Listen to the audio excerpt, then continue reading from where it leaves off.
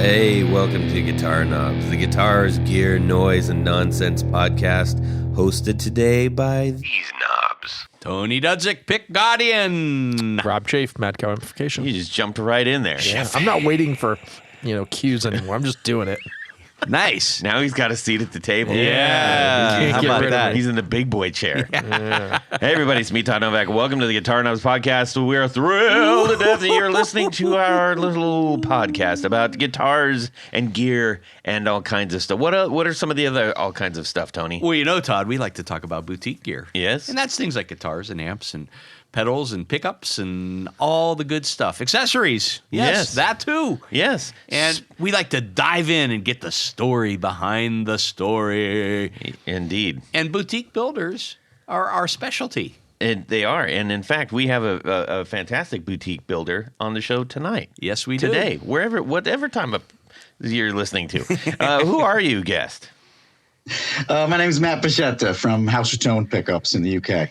All right. Nice. Now, once you wrap your head around that a little bit, so just for clarity, you are not from the UK, right, Matt? No, wasn't born and raised in UK. Born, raised Connecticut, USA. Yeah. But I've been over here just over 20 years now. Wow. Nice. Well, the accent's really starting to show on you. Yeah, I hear that a lot. Anyways, Yeah. all right. Can you do us a favor and speak in like a Geordie accent? Oh, no, I can't do that. Even the Geordies can't do that. If I do that one, it's for whatever reason, it starts coming off like an Indian accent. I don't know why. And whenever I try to do British accents over here, and then they just rip me to pieces. It's never I right. love it. Well, we're going to have some fun with Matt, who, as mentioned, House of Tone. We've brought them up, brought you up. Actually, you're here now. I don't have to say them. We brought you up many times on the show since you've sent these out. We've had some fun. Especially, we actually just recently did a little sort of a telly shootout on Instagram. I posted something with our man Rob here, who's a fantastic player, and he tried out 3 different tellies with 3 different pickups. Yours was one of them in there, and it was really just interesting to hear the differences and kind of remind ourselves, especially when it comes to tellies, you're like, telly's the telly is the telly is the telly. Wait.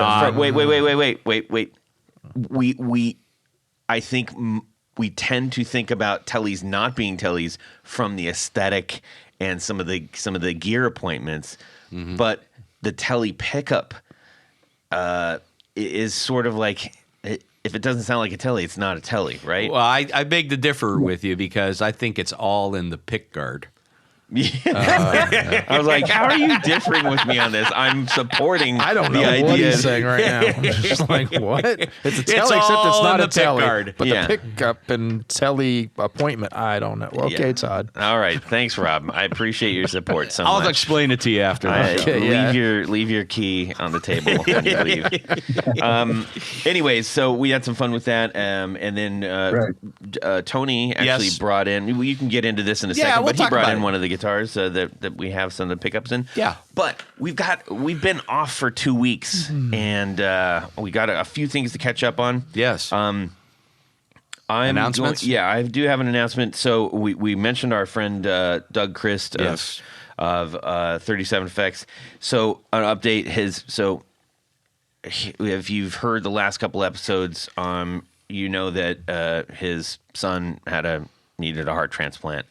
And he got one. He's on Nice. It's got a long road of recovery. Those are, that's one of the major, aside, from any complications, it should be good, but they've obviously incurred a tremendous mountain of medical debt, and so we're looking to try to help alleviate that.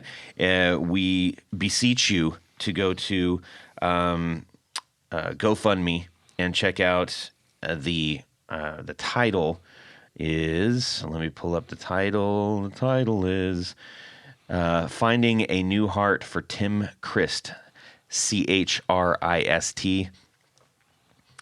anything you can do at all will help them get to their goal and help alleviate the weight off of this family.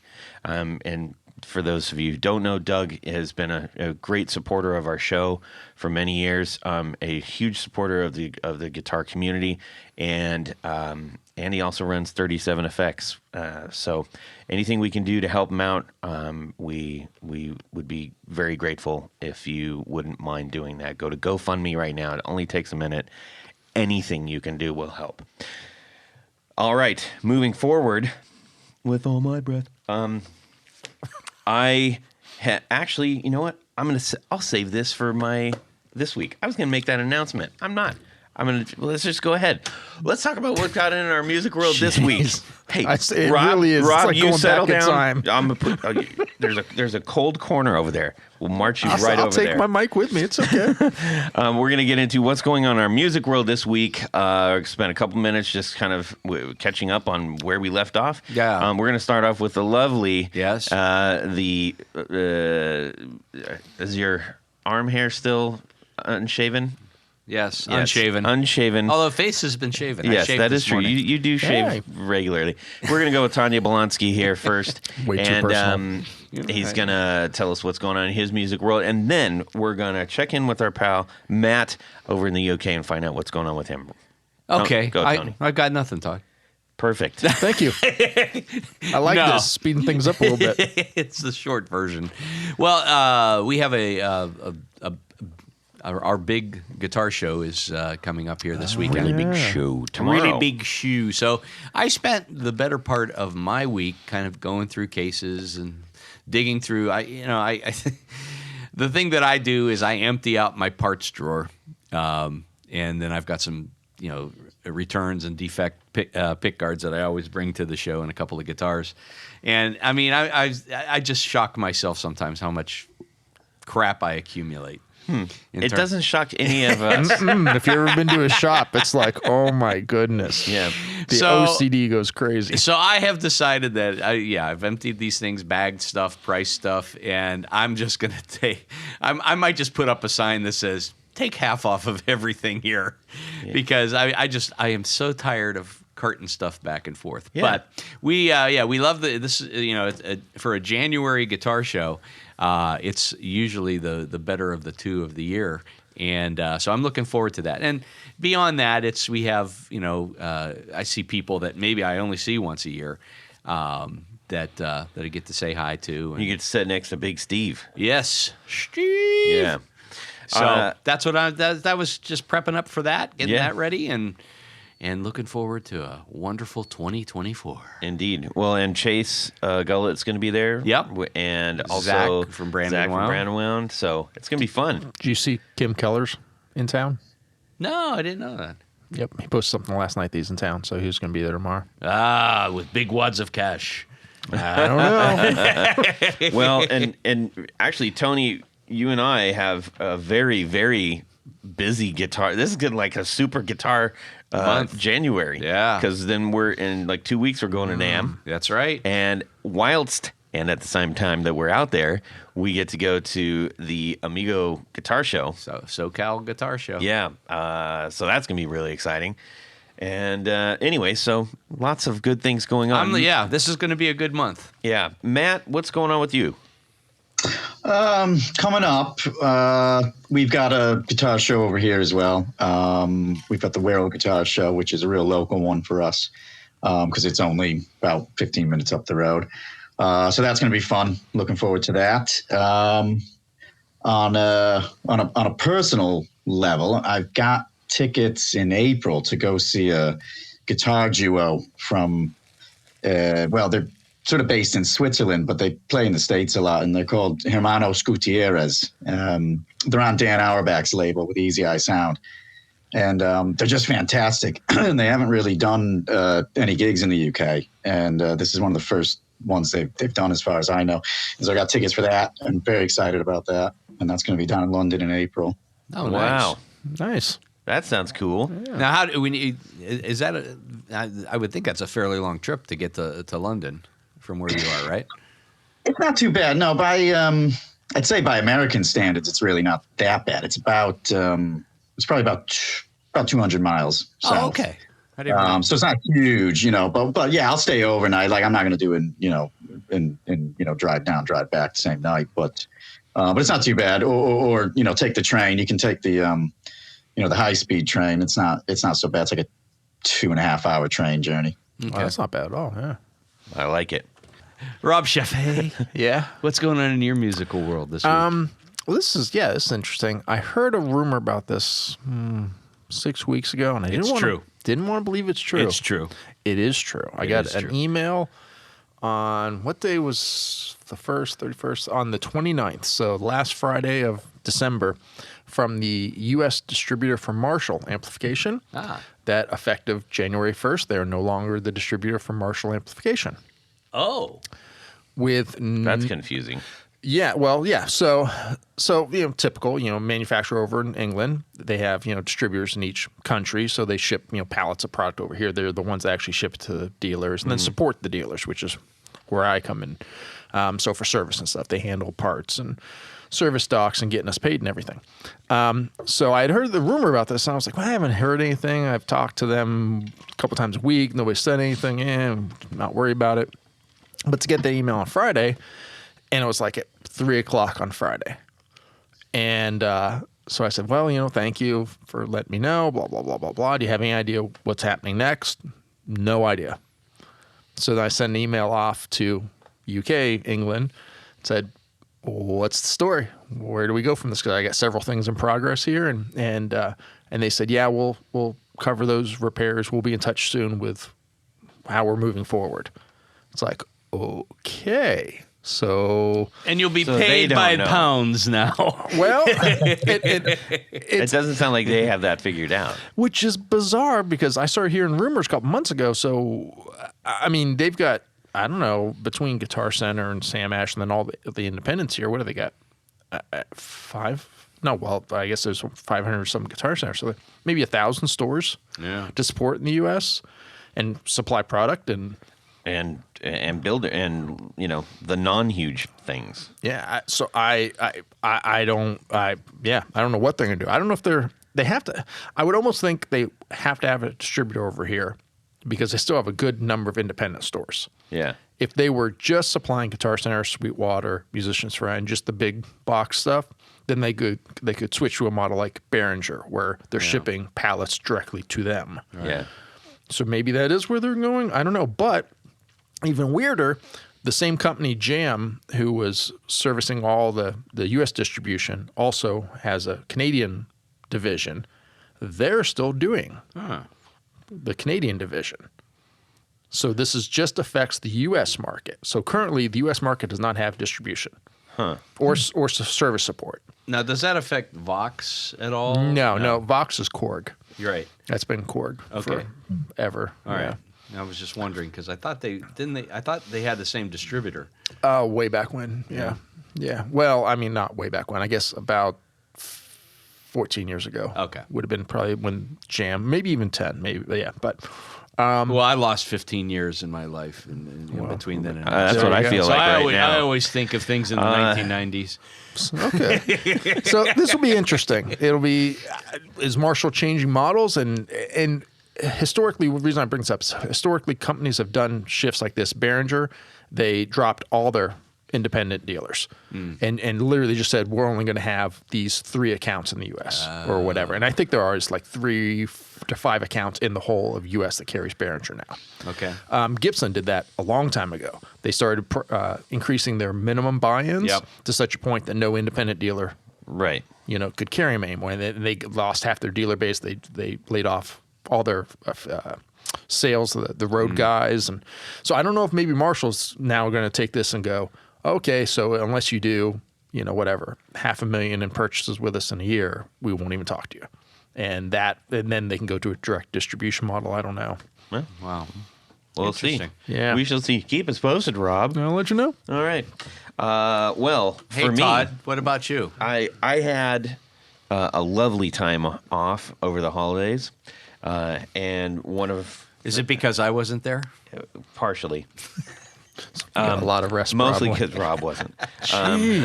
Okay. Give me the noisy styrofoamy stuff. Yeah. Anyways, no, put that back. Get that. Anyway, so I got a great book.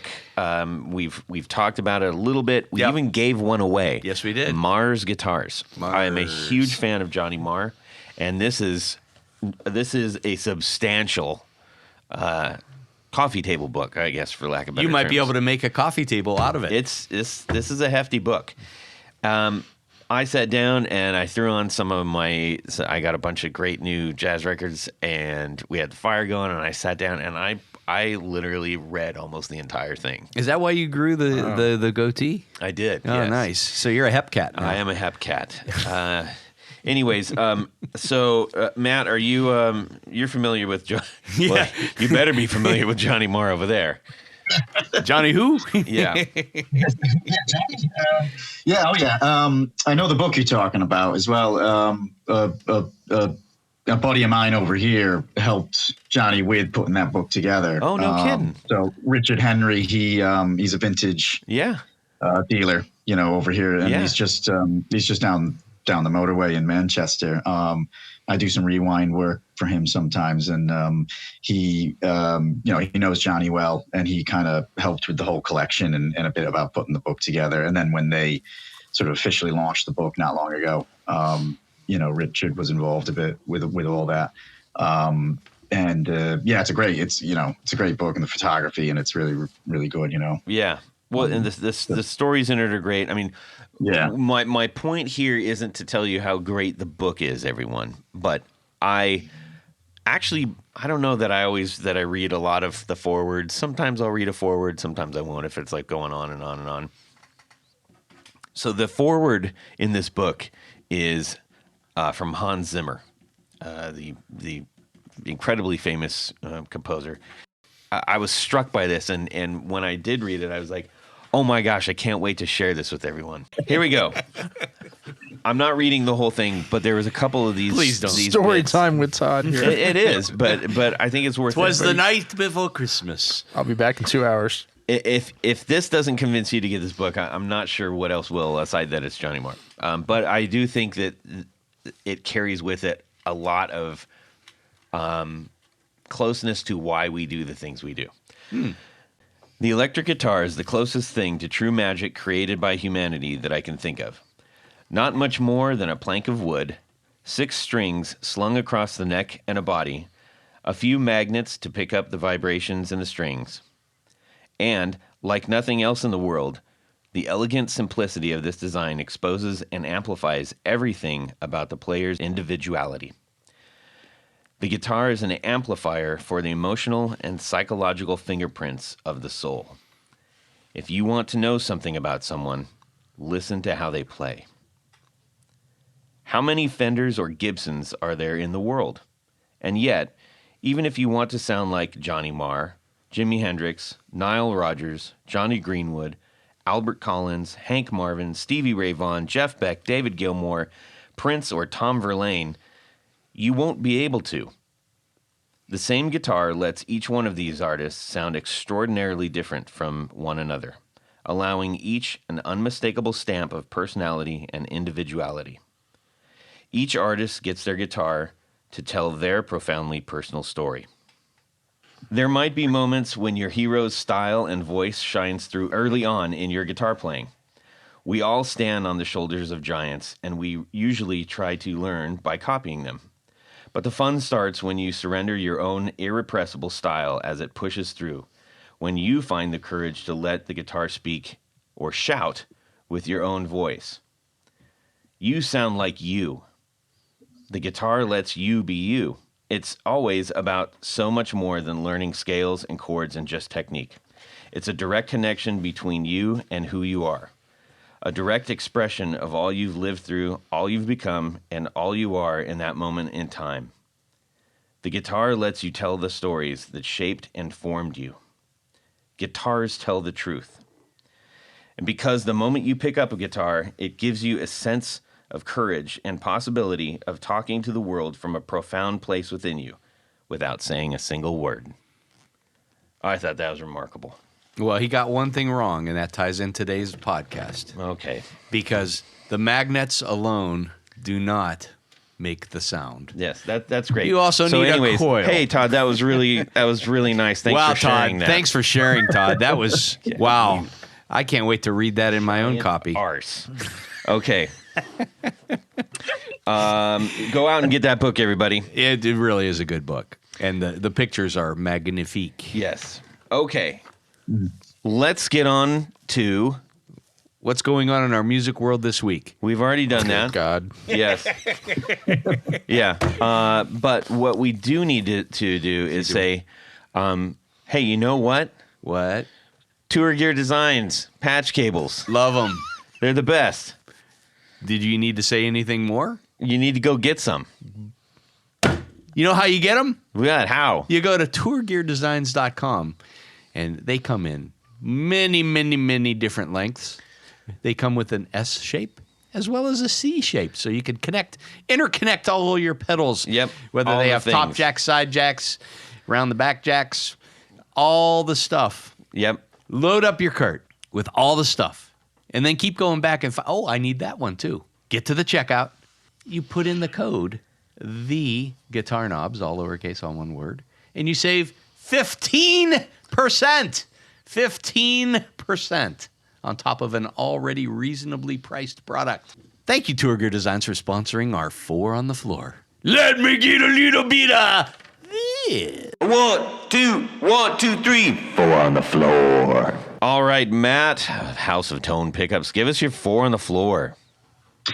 Right. So for me, pedals are kind of a new thing. I, for a long time, was really just down that sort of purist kind of road of just, guitar, lead, amp, and that was it. Or was using, a foot switch, for the amp to go between drive channel, clean channel, bit of reverb. But more recently, especially because I've got a gig coming up this summer for a friend of mine's wedding, and it's the first time gigging at all since the pandemic. So I started to look at a few things over the last year, and so the first thing I've got in the chain these days is a wah, and it's the first time I've had a wah in probably over 20 years. So I've got a Crybaby, just a standard Crybaby, and it's a secondhand one, and it's just been a lot of fun to, kind of get the groove with that, because as I say, it's been so long since using pedals at all. But then anything that's in an expression form like that, anything that's that kind of a movable pedal like that, that's taken a little bit of getting used to after years, and that's been a lot of fun. And there's just been coming to grips with it. But as I say, for now, it's just a standard Crybaby. There's nothing, not any of the sort of the signature series ones or anything, any extra bells and whistles on it, and that's been great. And then a really a new addition has been a fuzz face, because there's so much like sort of blues and blues rock I listen to that, you got to have that extra fuzz, don't you? Like as opposed to just the drive on a valve amp. It needs that real that real dirt and grit, and that has been something that there's a lot of tweaking to get it just right. It's so easy to overcook with fuzz, to where you hit the pedal and bring it in, and it's just crazy extra volume or such a huge mid spike. Which fuzz face did you go with? They're like an original, from the just Fuzz Face, the brand, but like this Color. one's quite a new one. It's nothing, again, nothing vintage or super special about it. Is it blue or red or red? So Got a okay, red one. gotcha. Okay. Yeah. Which I always think sounds, better than the blue, but I think that's really an opinion. But but the Fuzz Face, that's been the one that I think I found the most like getting used to. And that's just getting the settings just right. And then next in the chain is Electro Harmonix Freeze, and because I do love having reverb, and the reverb on the amp I've got is great. There's nothing wrong with that. I've got the foot switch, bring that in when I want. But then I saw a rig rundown with JD Simo, and he was showing off this freeze pedal, and I was like, that sounds fantastic. That's it was just so different than standard reverb, and it's not like a delay either. And it can just hold out for so long before you bring new notes in over it. But again, like nothing, it does it in such a unique way that the first time I heard it, I just thought, oh, I've got to have one of those. I've got to try that. So, and again, that was, there's a learning curve with getting the settings just right for what you want to do with it. It depends on exactly what kind of, what style of music you're going to be using it for, how psychedelic you want to get with it. And that's probably my favorite right now. That's my favorite new toy. And then otherwise, number 4. Yes. Yeah. Well, number 4 is actually just the foot switch for the amp, for the Laney, is, to, drive and reverb. So if I want to bring those in, I still have those, to use, but yeah, otherwise that's all I've got on the pedal board at the moment. As I say, it's, it's a relatively new thing for me is regularly using pedals. Nice. Now, just for clarity, when we were saying, what's the difference, do you have a blue one or a red one? The fuzz face. It wasn't actually a joke. Just for those folks out there who don't know the difference, the blue and the blue versus the red is germanium versus silicone. Don't forget the silver. Yeah, that's right. Yeah, there is. Yeah. And then obviously the original, but the red one is the germanium. So that one tends to sound a little bit smoother. So that was recommended by a friend of mine as well, who's really into pedals. He really knows his stuff. And actually an old mate of mine back in the States. And when I said, I'm thinking, some kind of fuzz pedal, and he said, yeah, go germanium. He said fuzz face red. Yeah, there you go. Not bad. I also, you should, are you familiar with Hello Sailor effects over there? Yeah, they're not hugely known, but I mean, the name is known. Yeah. Depending on the circles I think you're he's in. relatively close to where you are, actually. Yeah. Are they? Where are they? I was trying to look up exactly. I just sent something his way, and I was trying to look up the address, but I'll get that to you later. Yeah, no, I'd be interested in checking them out. I have come across the name. I want to say it's Liverpool, or very close to there, anyways. Oh, maybe. Yeah. I didn't know that. Yeah, that'd be news to me. Anyways, all right. Well, let's see here. So you just mentioned that you had a whole bunch of, or it's been a while with the pedals. Anything else about getting those pedals and setup that you've maybe want to share or found interesting? Well, I see again, like it's because it's been a bit of a learning curve for me. It's a couple of mates of mine who I went to for advice.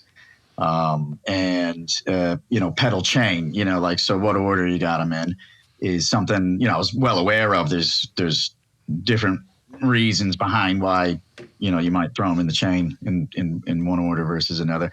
But yeah, I needed a lot of advice on all this stuff. So I did, I did mess around a little with it. And, I think, the way I mentioned them was the order I've got them in. So it goes to, wah first, and then fuzz face, then the freeze reverb, and the foot pedal though is obviously, the foot switch has got a dedicated input in the back of the amp. So learning that was a bit, interesting as well, was learning, different reasons why you might go with a certain chain. But for me, it was just taking advice from, like I say, from guys I know who know a heck of a lot more than me about using pedals.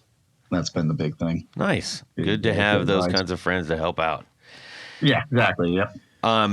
In reference also to Joe from Hello Sailor, it's a good friend of ours. Hello, Sailor. So, yeah, he was up, I believe, out of the Liverpool area, but now he's way down south in Hampshire. Oh, okay. Hampshire. Hampshire. Yeah, Gosport area. So that's quite far. So, anyways, you can just wave. Well, maybe he could stop by after the show. Yeah. In London, Maybe. Or on There his, you go. on his way to France. Because Britain's not all that big. A lot of us guys can run into each other at different guitar shows around the country. Because a lot of us do do quite a few of them up and down the country. So there's a chance if he does do the shows. I've probably been at one or two of the same shows with him. It's just as you probably know, it's getting away. It's getting time to get away from your stand for a bit, and go and do the rounds, checking it out. That's always tricky to find the time, if it's a busy show. Yeah. Well, if you ever do run into him, tell him we said hi, will you? Will do, defo. So let's dig in to all things House of Tone pickups. We've already gotten down the fact that you are I was going to say what's that Sting song? The Englishman in New York. It's quite the reverse of that. The other way around. Yes. And you found yourself making pickups over there. Now, you weren't making pickups previously in the United States, were you? No. Okay. No, I started as an acoustic guitar maker, steel string. So I think I was about 16 or 17 when I first apprenticed, and that was with a guitar maker in Massachusetts named Ivan Schmuckler, Artisan Fretted Instruments, and he took me on as an apprentice, and was just building steel strings, doing some repair work and stuff like that. And then also in the town I grew up in, we had a great sort of folk instrument, like small factory, small sort of batch production place called Folk Craft Instruments. And we were doing like, hammer dulcimers, mountain dulcimers. And so, I was able to get a job there for a little bit. And so that was my initial start, really, was the acoustic world. And then when I left the States, it was come over here and do a diploma program with Leeds College of Music. And that was in classical guitar making and violin making. And so I studied as a violin maker for a few years. Wow. And then taught a little bit I say taught. I was working at the school, at the college a bit after my program, mostly as a what we call a supervising technician, which basically made sure that somebody was in the room to keep the first year students from cutting their fingers off or anything like that. So that was the job for a while. And then, and I started my own company then, when I finished, and that was Bascetta Guitar Works. And it was, I did take on commissions and made, custom acoustic builds. But the bread and butter was always repair and restoration work more than anything.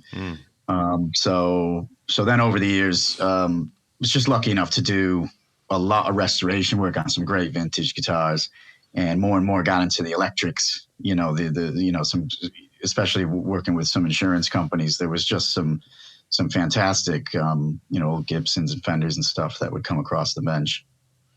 And eventually it just kind of happened slowly, but I started to, I went from that world of acoustic guitars and violins, and you sort of sometimes just think of an electric as a, like you were saying before, it's kind of like a plank of wood that's got some magnets in it, right? And but getting to really work on some great pieces showed me that there's a whole different world to it, and that the pickups and the circuit and all that are such a huge part of the voicing, of any instrument, and that there was a lot into it that was, I don't know, I just found it really, I started to find it really fascinating.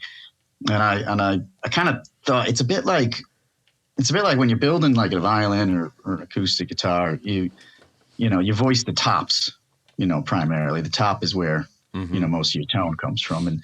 And so how you carve it, thicknesses, graduation, bracing patterns, all that stuff. And that's how you voice that. And I was like, well, how you design and how you make a pickup is how you voice, an electric guitar. And in a weird way, there was like a lot of similarities there. And the pick guard. Yes, mostly, the pick guard. The Bakelite tone versus the ABS, of course. That's a massive factor. And then, but then I saw him years ago. There was, I think it might have been the very first issue of the Fretboard Journal, and when that came out, it had this really nice photo essay kind of piece in the middle about Lollar pickups, Lollar guitars. Mm-hmm.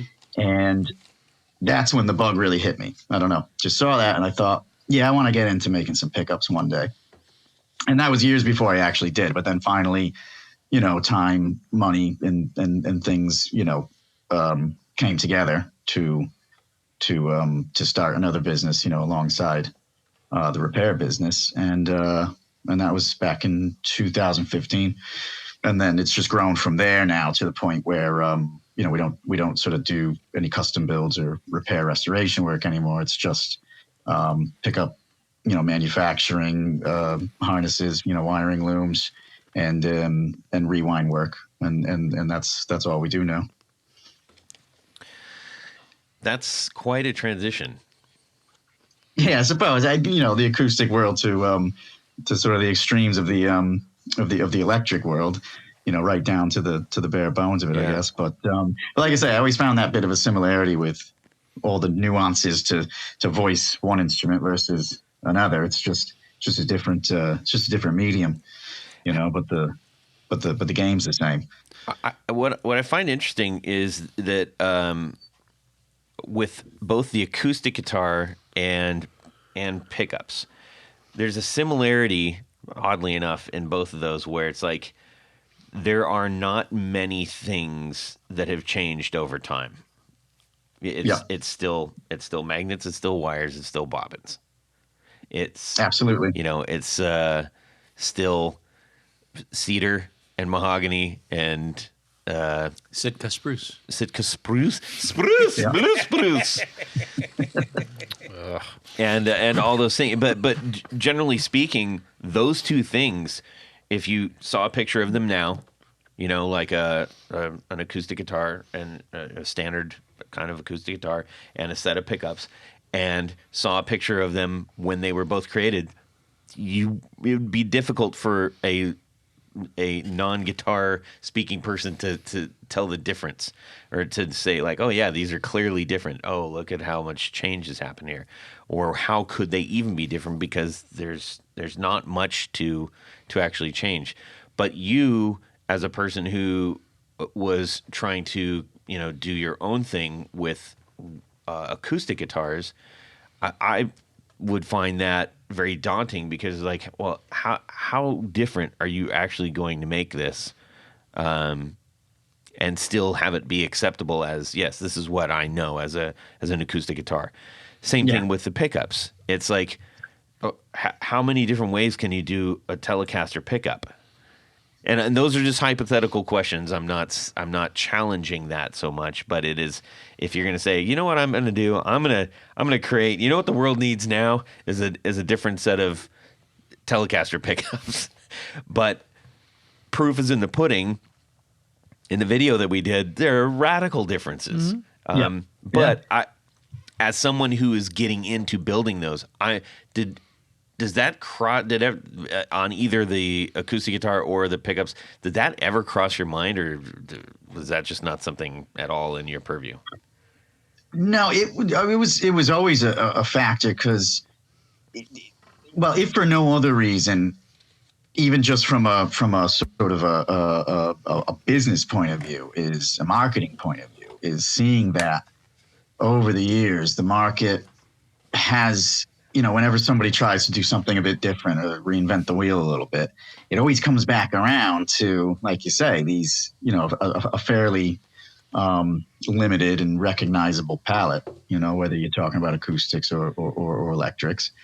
So you bear that in mind initially, is that like, okay, this is clearly what the majority of people want.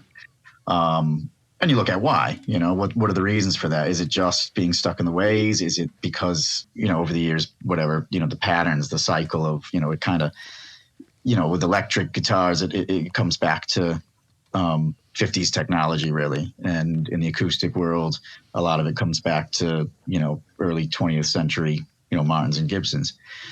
And, so there are reasons for that. It does sound fantastic, but at the other side of things, sometimes it's just that we all get really set in our ways, especially guitarists. The familiarity with something, it's what your brain expects to hear, that's the sound, that's the tone, that's the reaction of the instrument that you expect to hear.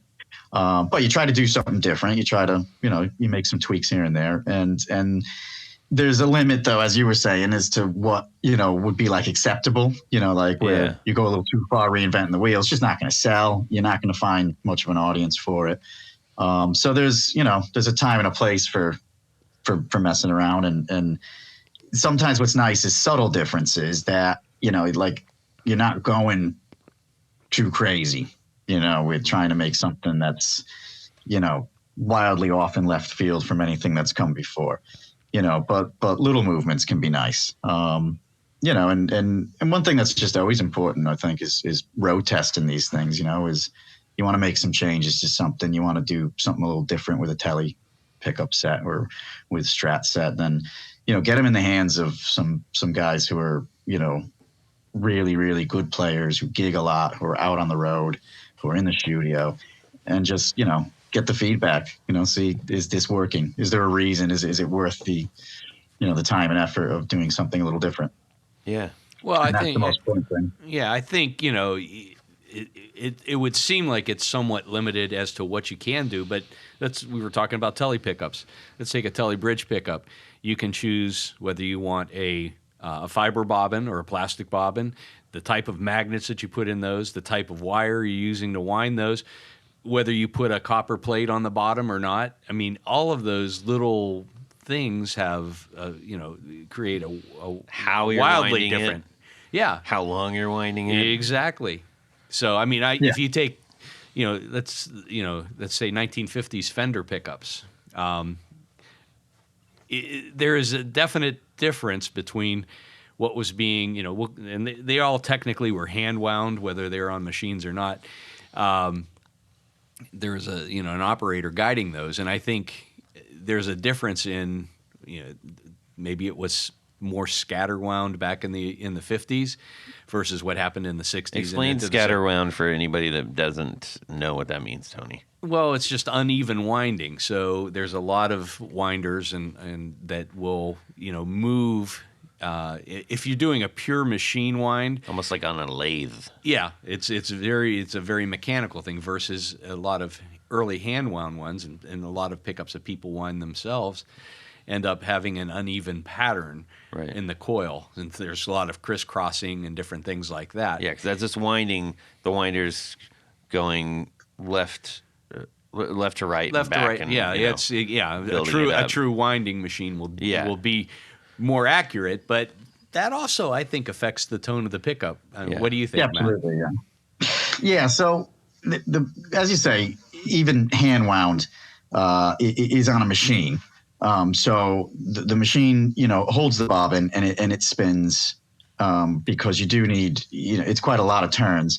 So you wouldn't sit there and do, 8,000 turns of, hair thin wire on a bobbin by hand. So the machine spins, and that helps to build up the right tension too. But the tension overall with hand winding is controlled by the winder. So the wire, the coil wire, is passing through. Usually, your thumb and your forefinger, and you're controlling the tension of the wire as it goes onto the bobbin. And then, as he was saying, the left to right. So that's the traverse. And it's how you're building up that traverse. So the cross section of the coil, if you will. And then on top of that is what you were saying about how, on a machine wound, so the traverse and the tension is all controlled by the machine. So it's got a tensioner that the wire is then, clipped into, and you can control that tension as well by, how you set it. And then once that's set, no one has to hold the wire. It comes off the spool and you set the machine's traverse. So it's left and right based on the heights of the bobbin wall. And they will wind the coil wire on pretty much concentrically and machine accurate.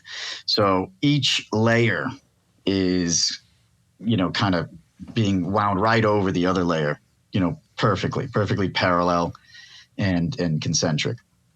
And when you're hand guiding, even if you're trying to be perfect, even if you're trying to do it like a machine, you're never gonna, because it's a human being, and you're not, we're not machines. So there will always be an element of scattering, or you can purposely really scatter it. Yeah. You can also change your tension in the middle of winding, so you can do a few thousand turns could be at a higher tension, then you could go real loose. You could have more turns per layer, less turns per layer. All these differences affect the overall sound by the time you get that much coil wire on there. And the simplest way kind of to describe it is, the more concentrically wound it is, like a machine, it tends to have more cross capacitance. And this is to do with the proximity of one layer over the other. And the only thing between them is that super thin insulation on the coil wire itself. And when it's scattered, you got less of that. And same thing with working with tone circuits or with guitar cables is capacitance. So if you've got a really long guitar lead, you got more capacitance. More capacitance tends to lose top end, lose trebs. So the more concentrically wound it is with machines, you do tend to get like sometimes not as articulate of a top end, and more scatter wound can give you a lot more sort of highs, lot more clarity. That's a real, that's a real basic rule of thumb. It's kind of simplifying things, but that's, one of the main sort of differences between machine wound, scatter wound. Yeah, and that, I think the point I was trying to make is in the 1950s, when we'll just use Fender as an example, and they hired mostly female winders. Yep. And I think what happened, and why I've noticed the difference, and most people do, between 50s winds and 60s winds and even into the 70s, is I think that those winders, after winding thousands and thousands and thousands of pickups, got very almost machine-like, not 100% machine-like, but they, going from the 50s into the 60s, I think that, and there's a noticeable difference between 50s Fender pickups and 60s Fender pickups. Yeah, and absolutely. Then by the time the 70s rolled around, by that time everything was pretty much fully automated. I don't even know if they had, they probably still had people guiding wire, but it was definitely more machine controlled. Yeah.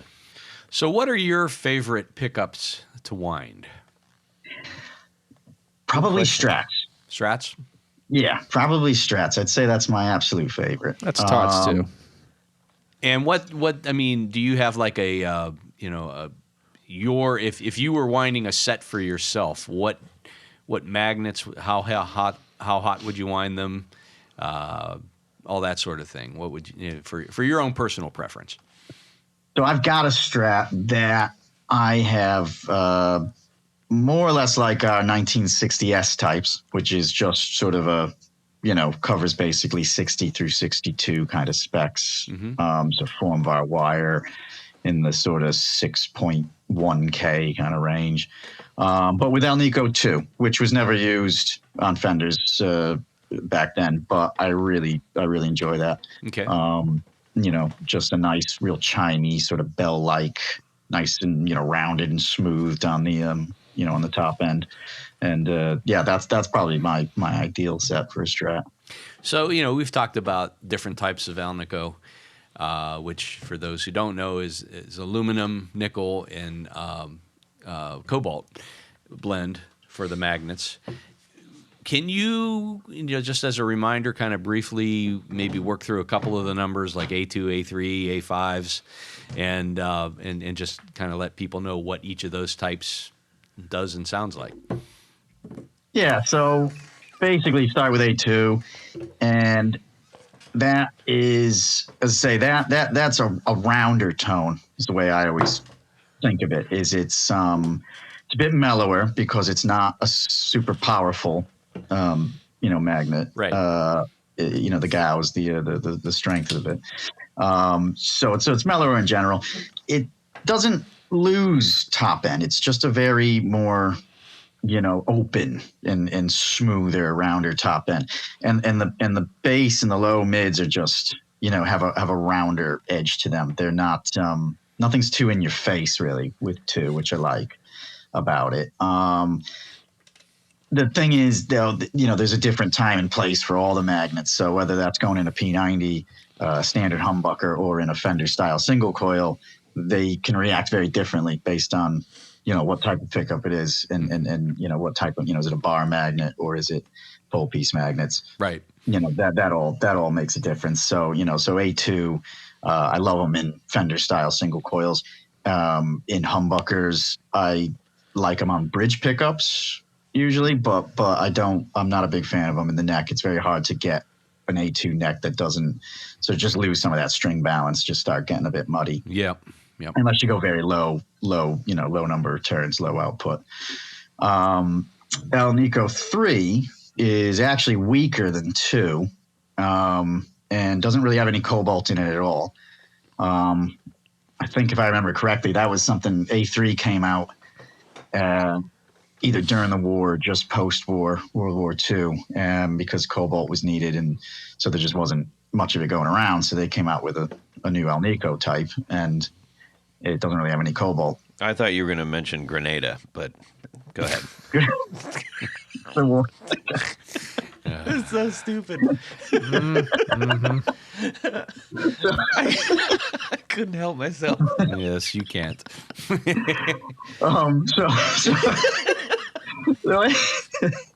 So A3 is the word most people use with A3 is like a woodier sound, and there's a warmth to the, there's like warm mids, but the trebs, the big difference with 2 is that even though it's kind of it's got a lot of warmth to it, it's not as rounded on that low end, but the trebs can be quite present. You can still get a nice bite and a bit of glassiness to the trebs. Mm-hmm. But it's very weak. So again, it doesn't drive, it doesn't drive as hard as more powerful magnets will, or even, as much volume, and you can raise them closer to the strings, so especially again, in Fender's type single coils where you got the magnets are the pole pieces, sometimes you got to be aware, especially in the neck pickup, how close you're adjusting the height.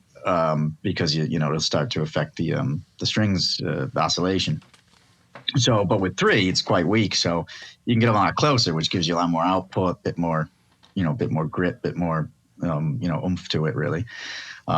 So, and that's traditional with like really early Fender. So broadcaster, no caster, early Esquire pickups, the early lap steels, mostly always with 3, and then. They transitioned from 3 to 5 eventually. 4 is like it's an interesting mix because its output is, its gauge strength is kind of somewhere between 2 and 5. And its EQ is just really balanced. So it's really good for, I've made a lot of pickups, and humbuckers with it that I prefer for instead of the vintage sort of PAF kind of thing, which there's a lot of guys out there using El Nico 4 to try to capture that PAF sound. I actually like them for some of these, like some really low output humbuckers that I've made for people to use in studios or home studio, bedroom studio work where they're just plugging direct in, right? Mm-hmm. And the DI work going right into the desk or going through an interface, and you just want a nice pure signal and a real flat EQ so you can do all your editing, digitally, and that's what a lot of guys are doing these days, and that works really well for that because it does give you that, a real nice flat bass line to work from. And so you combine that with a very low output pickup and you got a really, quite a clear signal. And then you come to 5, and that's probably the one we've been most familiar with, for decades. And 5 is got the mid scoop and, so it's got sort of prominent trebs and bass and it's tight. So it's it's got sort of sparkly trebs, tighter sparkly trebs, and it's got the bass is quite there and full, but it's a tight bass end. Yeah. Well, yeah, and that covers kind of the spectrum of Alnico, and then of course you've always got ceramics, and now I think a lot of builders are even using the neodymiums. Yeah, that's one I've not messed around with yet. I know a few guys who, in fact, a couple of guys exclusively use them. Like that's their thing, is they make pickups, designed around using neodymium magnets, and it sounds very interesting. It's something that one day when I got a bit more time on my hands, I'd like to mess around with it and see really what it does. Yeah, that's interesting. I got a question for you, Matt. We're talking about the subtle changes you can make to make your pickups unique. What pickup in particular are you most proud of, the changes you've made, and what have you done that makes it unique versus others? So a few years ago, I came up with a humbucker called the 4-5 special humbucker. And this uses, it's a standard humbucker in the sense that you got two coils, wound in series, but it's split. So like if you think of a Fender wide range, it's got the 3x3. So 3 pole pieces, on one coil on one side, 3 on the other coil. And, but what's going on under the cover in the pole pieces you don't see is after a lot of research and some, prototypes and stuff, came across a material that, has, quite high, quite high permeability with a magnetic field.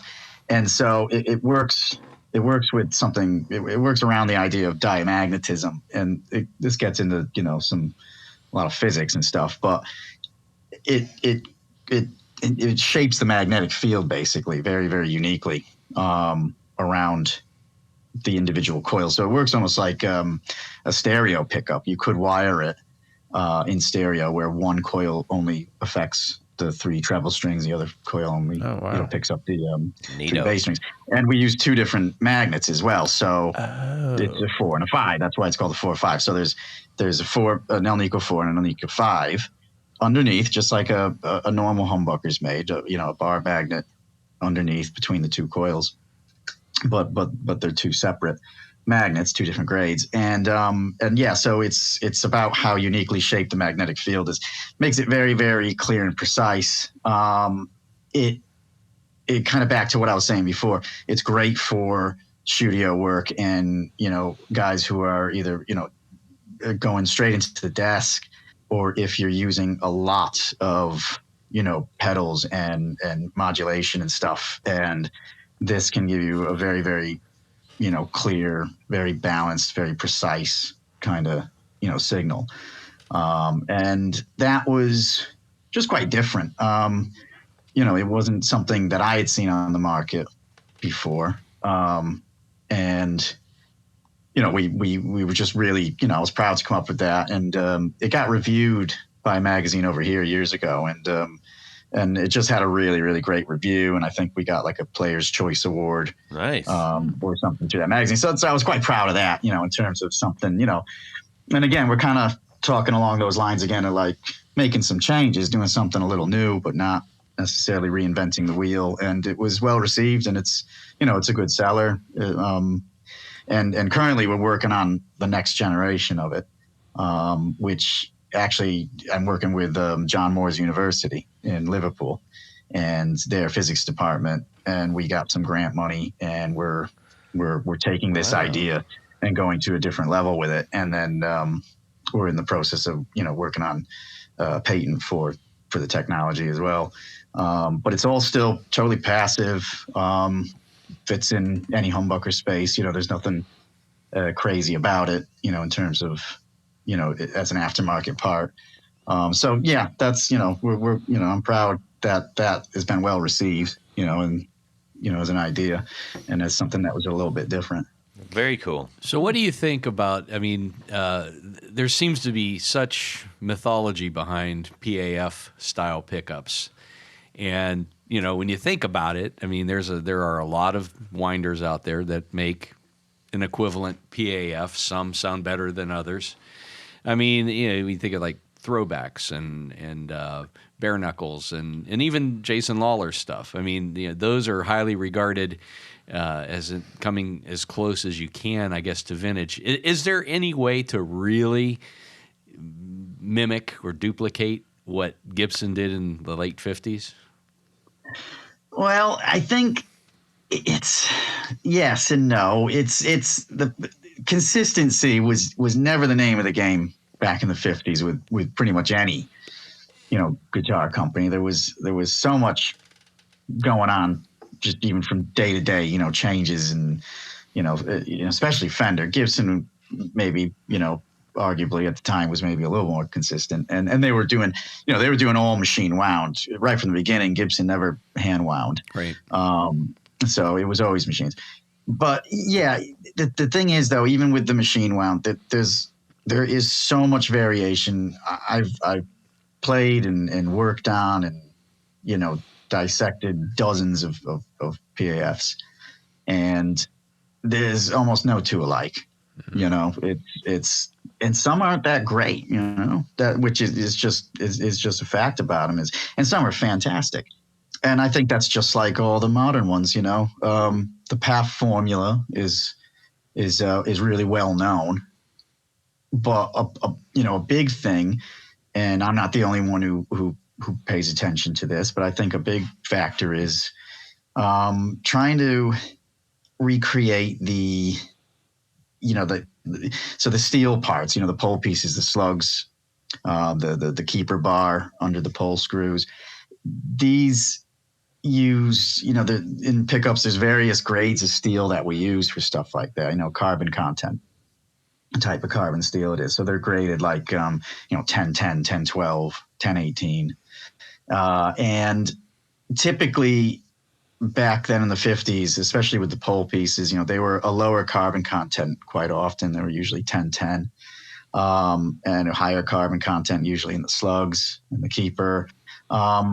And matching that's actually kind of quite important if you want to really, you know, get down to the nitty gritty of trying to, you know, recreate it. Because as I say, the other bits we know quite well: 42 gauge wire, plain enamel insulation, the size of the bobbins and number of turns, and, you know, machine wound. But again, then you get into things with that, you know, like trying to understand how many turns per layer, what kind of tension they were putting on.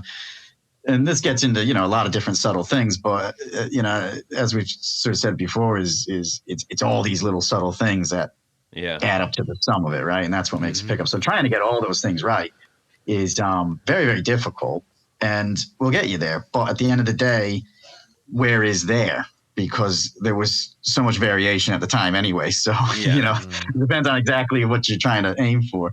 And I mean, I think, you know, we do our true PAF range, and that's our best seller, you know, by quite a bit. But I think, you know, I think they're great. I've gone through a lot of depths to try and, you know, like I say, make sure I'm always, you know, got the carbon content, the steel correct, and winding patterns from various ones I've worked on over the years. But, you know, again, they were, you know, they're all a bit different. But I'd say out there, one of the best, you know, getting it really right is the Throwback guys. You know, he's got some original machines, you know, actual machines, you know, from Kalamazoo and that do the job, you know, and you know, he's seen, you know, dozens, if not hundreds of them, you know, over the years as well. So, you know, yeah, there is some great modern reproductions, and that thing is, we're all a little bit different, but that's how they were done. So, yeah. We're finishing up some of his questions here, but one of the ones that I had was, you know, as you are developing, or you have developed your line, which is you've got a really great line of pickups. I think that there was plenty to choose from, and I think the way that you position them helped us understand, oh, yeah, so we know what that is going to probably sound or feel like.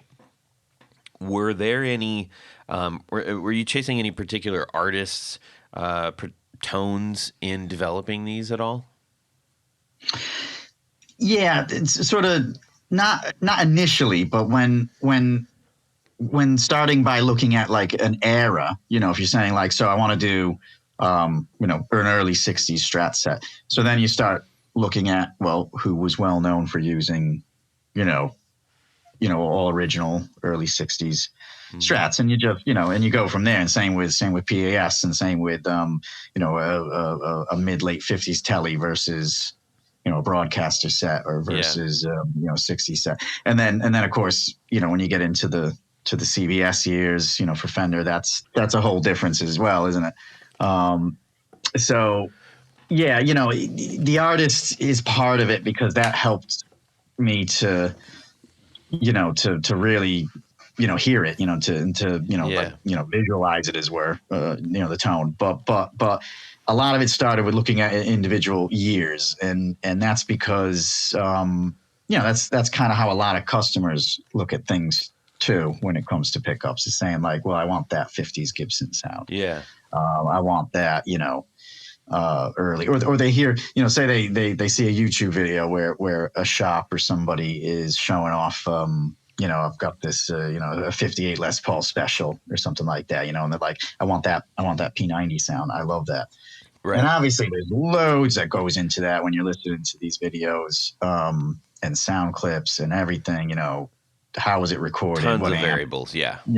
So many variables, but this is how people, get started on their journey of, the addiction of gear, isn't it? Yeah, like for sure. Into, I'm going to start modding my guitar, and then it never ends, does it? Really, for most of us. Yeah. And yeah, we had. So we mentioned that we've got the pickups in two of the guitars here. One we put in a Squier 50s vibe Telly. And for those, we had the Texas T types. Texas T type, yes. I know that for many is a common term, Texas T or along those lines. What about that pickup makes it a Texas T? Well, the way I always saw it is when people talk about like that, that Texas blues sound, is just because it's a bit more in your face. And it's hotter. It's just got a hotter tone to it. It's a bit bitier. It's a bit grittier. It's a bit brasher. And so the bigger difference, specifically in our Texas T Tellys, because we do it Texas T Strats as well. And with the Tellys, the big difference is they're wound really hot with the thin 43 gauge wire, like the old broadcasters were. But instead of the weaker Alnico 3 that the broadcasters have, they've got the more powerful and bitier Alnico 5. And it's just that, it's just that's that making more sense now based on what we were hearing. Right. I appreciate that explanation, because I think when we went through the range, we could hear in one of the guitars, it felt, I think, very straight, almost very clean, where you weren't hearing any major spikes in the EQ of it. And then we had another one where it was like, whoa, the treble was kind of like a little bit brash. And on yours, I think, well, Rob, you played it. What did you experience with that? Yeah, I'm trying to remember here, because that's 3 weeks ago. Yeah. I think I kind of remember thinking it was kind of like a T, but almost like a P90 kind of forwardness mixed in. Yeah. I remember it being a little bit yeah. more heavy on the bottom end, a little bit. Yeah, And a little rounded on the top. Yeah, and I remember more. Yeah, the way I describe it was more forward, just like it stood out much more. Yeah, I don't know how to describe that. Not necessarily hotter though. Yeah. When I was listening to it, And the reason that I personally responded well to these pickups is that I play more, I guess, more on the rhythm side, and with a little bit more of a heavier sound, to where I'm not like sitting back doing lightweight rhythms. I'm doing forward lead. It's like the rhythm is carrying the whole song, so it's gotta have a little bit more throat to it, and that's what I really liked about these. And so, Rob, when you were, I think you were talking about you're used to hearing like that full range of the chime, and a more brightness. traditional and T, more traditional. and that's what I told you, Todd. Usually when I pick up a T, whatever, in the bridge position, even before I start playing it, I immediately roll off the tone knob a little bit. And with your pickups, that was not not needed. It didn't have that. It was EQ'd more. Yeah. It's going to be a bit fuller because, like I say, as with the same windings on a broadcaster, it's a thinner wire, but there's quite a lot of it on there. There's quite a lot of turns, and that ups the capacitance as well a bit. So that's going to fill it out. Yeah. And then the Alnico 5 does have more mid scoop usually, but the higher overall output kind of counteracts a bit of that, so it's not too scooped. Yeah. But it stays quite full across the range. And you also sent us a set of P90s, soap bars, that you call your house special P90 set. And I popped those into an Epiphone Wilshire reissue. And I will go on the record. My usual choice for P90s is I usually go with Fralins. And they're great. Putting your pickups are about. I mean, they had, to me, they sounded very similar to what Lindy does in his pickup his P90 pickups. Well, I'm very happy to hear that. Yeah, he's one of my heroes. Yeah, so. no, he's a great guy too. We've had him on the show, and I'll tell you, compared to the factory Epiphone pickups, I mean, the difference is night and day. I mean, the originals, while they're not bad, they're just they don't have. They were missing that mid-range growl that I expect out of a P90, and they tended to be a little more tinny or high-endy. And when we popped yours in, I mean, it just had that sound. Yeah, that's what I really liked. And one thing we didn't mention is, in addition to being really great sounding pickups, the packaging on them is really second to none. They come in these beautiful wooden boxes that are branded on the top. It says House of Tone Pickups. And the nice thing about it is, after you can put your picks or other parts or different things inside the little box. So that's a really nice little extra that you're doing. And all the explanatory bits too. Oh yeah, I mean it comes. You're well informed when you get the pickups. Yeah, I mean it tells you exactly what type of pickups, what the wind. Like in my case with the P90s, you have an 825 on the bridge and 7.9, which is about what I normally do. I mean, I usually have Lindy or someone else wind 10% over on the bridge pickup, and I mean that's exactly where you are. So, and then you list the type of magnets used, what their polarity is. So, sometimes you get a pickup in, and you just have to kind of guess, especially if it has a 4-conductor lead. And these, of course, had braided shields, but just well done. I mean, thanks. I think thanks. Appreciate that. Tony doesn't sugarcoat that stuff too much, and Rob doesn't know where the sugar is at all. But it's in his cereal box. Yeah. So when he played that, Todd. But legit, when he played that, I saw his face. Like, that kind of said everything. He was. That's the sound I expect out of a P90. A legit endorsement right there. No, fantastic. No, I'm made up to hear that. I'm glad you like them. Good. Well, all right.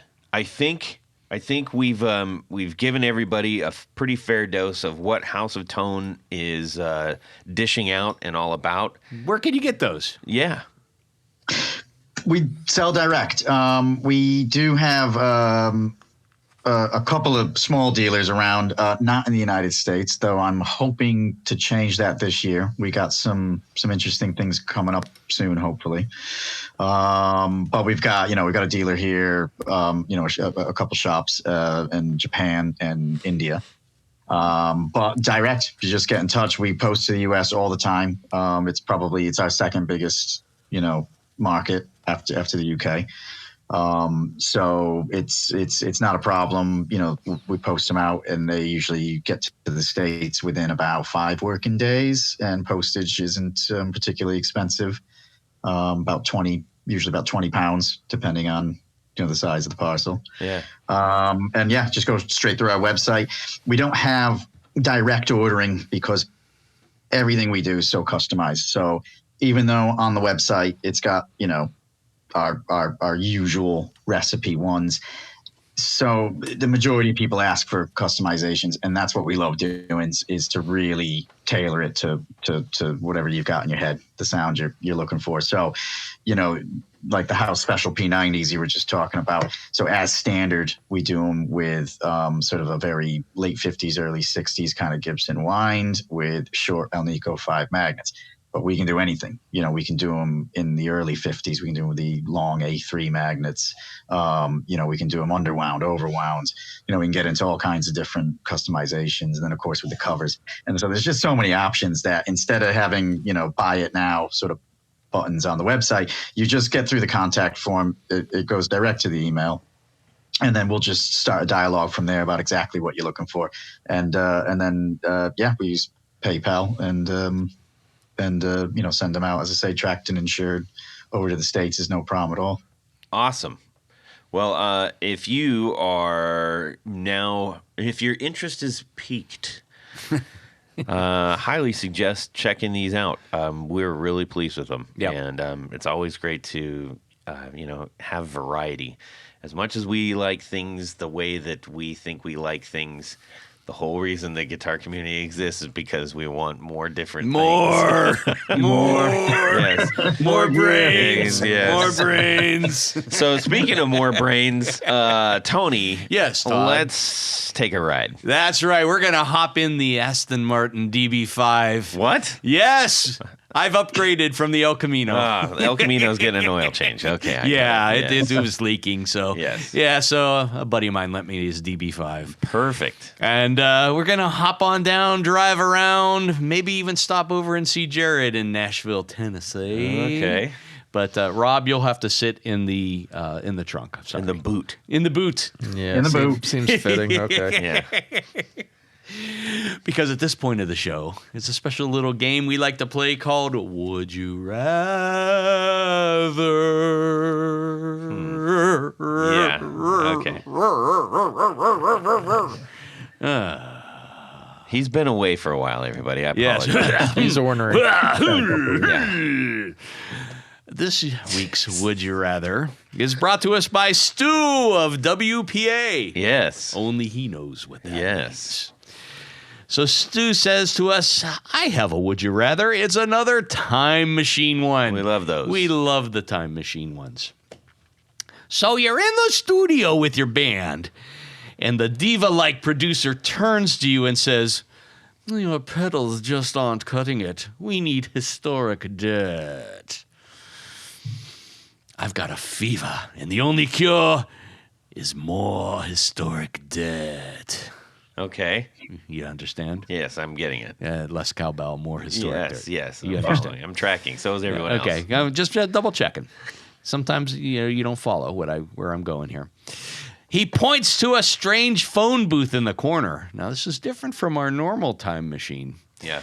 He explains that this time machine has only 2 buttons. Only 2. Okay. Our normal one, we could set the dials and things and do all kinds of things. Sometimes switch band members. You remember. Mm-hmm. One button will send you back to the 1950s, placing you in front of Ike Turner's torn speaker amp right after recording Rocket 88. And I think we know that sort of gravelly, grindy, dirty sound. Yeah. The other will send you back into the 1980s, placing you by Eddie Van Halen's Variac choked Marshall after recording one of their various hits. And we know there were various hits. You must choose which one you want to snatch and bring back to the future to lay down some tasty tracks for your ego-driven producer. Okay. Oh, just in case you're wondering, Stu's choice was the Van Halen. Yeah. Duh for him. Duh. All right. We're going to start off with Tony Baloney here. Yeah. And then we will go around the horn and then check in with Matt. Well, you know, I totally dig Ike's tone out of Rocket 88. But here's the thing. If I need that sound, I can just slice up Eddie's speakers and get a very similar sound. You think so? I think so. I don't think so. Well, you know, ask Dave Davies about how you cut up speakers. Yeah, but there's a lot more going into the whole thing. You think so? Yeah, because it's not just about speakers. Well, in Ike's case, it was mostly speakers. Okay. So I'm going to choose, just to be different, because I know what everyone else is going to do. Because I've been to the future and I've come back because I have a time machine. I am going to go with Ike's rig. Okay. Just to be different. I appreciate that. Okay. All right, Rob. Van Halen. No. It's a Marshall. Duh. It's a Marshall. Man. Yeah, come on. Yeah, but it's the dirt part specifically that we're talking about. Well, yeah, and I mean I mean what he was going after was a cranked plexi, but trying not to deafen everybody. He was quite as going much. for a browned out plexi. It wasn't browned out until he did it. Exactly. That's the rig you have to choose. Right, It's right. the Variac. Right. But what I mean is that what the whole reason he did the brown thing and the Variac was that he wanted the sound of the whole thing turned to 10, but without killing your ears. they were like, you're too loud. You got to do something. It's like, okay, well, if I turn down the volume, oh, listen, it takes a little bit off of it, but it still breaks up the same way. So, And then just think what he would have sounded like if he would have sliced the speakers. Yeah. Stu, what about you? Yeah. Stu? No, not Stu. It's Matt. No, Matt. Stu. Matt. Stu told us. Poor Matt's over here. He's like, Do you have a direct line into Stu? Did I change my name? Come in, Yeah, Stu. I said, when did we get Stu on? Yeah, this would be great. That would be really cool. Sorry, Matt. I had Stu on the mind. Go ahead, Matt. What's your Right. choice? It would have to be Ike Turner. Yeah. Okay, Yeah. you're with me. Wow. It's just that's the tone I like. Raw and rough. You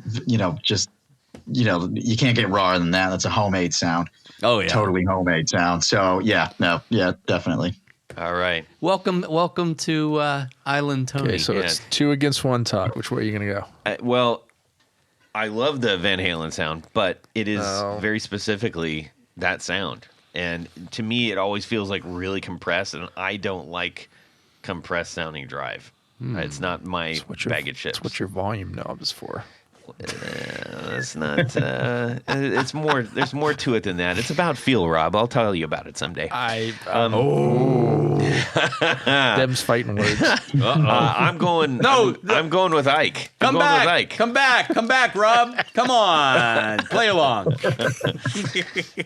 You're going with Ike? I'm going with Ike. Yeah. Because Wow. I thought I was going to be be the one on Island Tony. I mean, think about some of my, where my, I guess, root tones are centered, Nice. And I like that anything right out of the, I can't do right out of the box very well. I don't work very well that way. And to me, anything associated with that, with like, oh, it's Van Halen and it's the dirt's in the amp and everything, I'm like, I'm just going to sound like that to a degree. And I don't want that. So there. Nice. Well, that was a pleasant surprise. Indeed. Rob's on Van Halen Island. I still say we gotta because Todd has never played through a vintage Marshall with a very, he's never experienced that situation. But I know what that. I mean, we've got loads of records and songs to reference. That's not his sound. Well, that's fine for Van Halen, but Todd playing through that would not be anything like that. Because it's once you plug it in, then you'll be like, oh, all right, it's yeah. I'm not going going to disagree with I'm that. going to drag you to the house and make you play one of these rigs. You don't have to. Sometime. You don't have to drag me. I'll go willingly. This is like the Tide Pod challenge, isn't it? Yeah. This one That's tastes what's going to delicious. follow it. Yeah. If he doesn't agree with me, I'm going to force a bunch of those down. Yeah. Anyways, all right. Thanks so much, Stu. That was a really good one. Thank you, Stu. And we're going to thank a few people real quick, and then we're going to bid adieu. Matt. Well, that is right, Todd, because at this point of the show, there's a special group of people we love to thank. These are our executive producers. Now, an executive producer makes this show possible. How do you become one? You head over to patreon.com/the Guitar Knobs. Check out a couple different levels in which you can participate. Become a patron, a sponsor, a friend, a hero of the podcast. Truly. Each level comes with some very nice thank you gifts, and I do mean very nice. You know what? And speaking of Tina, we do need another hero, so forget that noise. Yes. We'll need another hero. Yeah, no, we need all of them. Oh, we don't need that. Oh, okay. That was kind of a cross between Yoko and Tina, isn't it? Yeah, that's about the worst recipe And I a can trash think of. compactor. Wow. Yes. Okay, go ahead. Everyone's a critic. In addition to getting all these very nice thank you gifts and opportunities to win special prizes, we do giveaways. Stuff comes in, we give it away. Stuff goes out, we give it away. Well, it doesn't work that way. No. But I guess the giveaways go out. Thank goodness you don't work in logistics. Yeah. Oh, well. But in addition to all that great stuff, there's one thing more. Jared, what would that be? You get to have your name written on the thing. Yeah, it was not a good Jared. Sorry, I Todd. tried to That's exaggerate pretty it. good. Yeah, it's first of the year. I'll give you a little slack. That's right. You get your name right on the thing. That's what I'm going to do right now. So special thanks to these executive producers: Vader and Pedals, John Alverson, Rick Calhoun, Trevor Gunberg, Elad Mizrahi, Mike D, Richard Kendall, James White, Motander Guitars, Anthony Gemolero, Bill Gola Guitars, John Esterly from Rare Bzzz Effects, Anthony Lathrop, Stefan Lamb, Michael Senchuk, Ken Sayers, Doug Christ, Darren Gregory, Tom Brazen, Rusty Sneeden, Ralph Gottschalk from Wonderful Audio Technology. What? Don Kloss, Gregory Randall, Brett Hogarth, Eric Hemmer, Stuart George, Michael Furman, James Bell, James Romer, Cameron Pampas, Trevor Ellenberg, Christopher Logan, and John Sebastian. That's great. But Todd, there's more. Because we have a special group of executive producers. We call them our Grand Poobahs. Thank you very much. I'm glad you just jumped right in there. I love that. Like, I love that about you. Like Abbott and Costello. Who's on first? Yeah. Our Grand Poobahs, of course, live in the penthouse suite at Guitar Knobs headquarters. Yes. At the very top of the floor. They bathe in a delicious and delightful orange liquid whilst wearing their fezzes. And at the same time. No, that is not right. So special thanks to these Agranda Poobahs. Tommy Manasco, Ricardo Iguareda, David Kaminga, Brandon Wound Pickups, Hex Matos, Michio Murakishi, Bob Crouch, Jack Cadian, Sam Jett, Tyler Casey Rhines, LSJ Music Company, John Williams, James Pennington, Steve Keys, Cody Foster, Science of Sound, Brian Robison, Jonathan Jerusik, Corey Nigro, Michael Van Zant, Tim Nowak, Jonathan Daly, Martin Cliff, Sean S. David Poe, Billy Spitfire Unlimited, Congregation Gear Demos, Paul Vaughn. I want to always say Van. I know. Damn. Paul Von Eppinger, Scott Sullivan, Great Lakes Guitar Pickups, Matt Hart, Enrico Fernando, Moon Guitars. Adam Johnson, Eric Edwards. Oh, and did I mention we have an upgrade this week? Indeed. From executive producer to Grand Poobah, David Tyndall. Yes. Thank you, David. You're in very, very good company. Enjoy the orange liquid. Yes, and the box of goodies heading your way. Oh, yes. We are grateful to all of your support. It truly helps the show keep a rolling. Speaking of a rolling, we're rolling out of here. We need to say a tremendous thank you to Matt of a House of Tone Pickups. Matt, thank you so much for spending your time with us today. My pleasure. No, thanks, guys. This was real good fun. And where can people go to get these pickups one more time?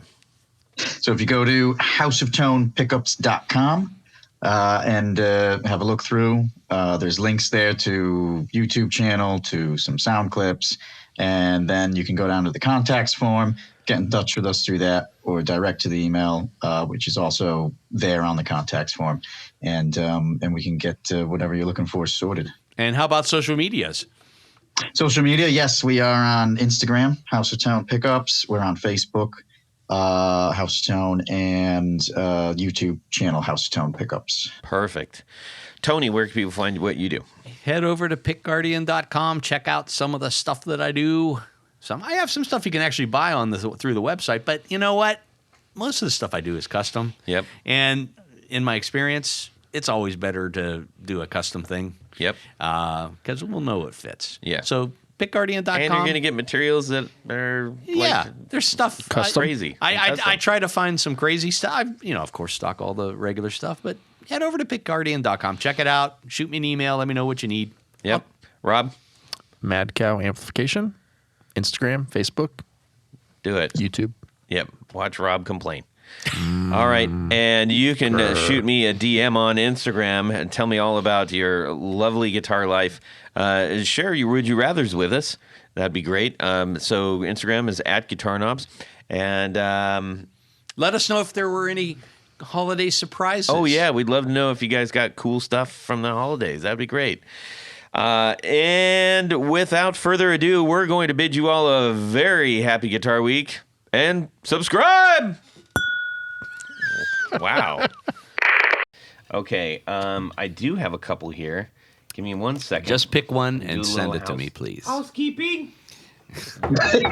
Housekeeping. What are you doing? I'm autographing that for you. You twit. Okay. Oh, crap. Hang on a second. Thank you, Todd.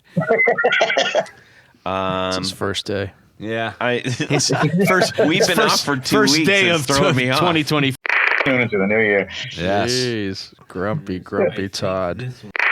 I'm at WKRP in Cincinnati.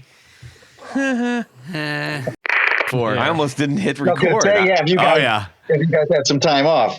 I actually just looked up and I was like, oh, I got to record. That's only ever happened one other time. 15 or 20 minutes into the episode, boy. He's the grumpy podcast host. This is what he's projecting on me. You see that? That's awesome. That was great. I think. Yeah, that's down near Cardiff, down South Wales, Newport. Yeah, that's down in Cardiff. Cardiff. This is screwing my brain, man. Yeah, down in Cardiff, Wales. Down in Cardiff, Wales. Can't you tell? Yeah. We need to start medicating him. They're ragging on me here. Yeah. What comes around goes around. But I can't. I don't pick on anything you guys can't fix. You bums. You can fix it by putting a knitting needle into your ear. That would help. Anyways, we've gotten off track. Let's get back on track. And away we go. Well, that's it for these knobs. Please visit our Patreon page at patreon.com/theguitarknobs. Visit our website at theguitarknobs.com for all of our past episodes, 4 on the Floor blog, and other good stuff. You can connect with us on social too at our Facebook page and share your gear and stories on our Facebook group. Also, be sure to check out our Instagram at Guitar Knobs. Catch you next time.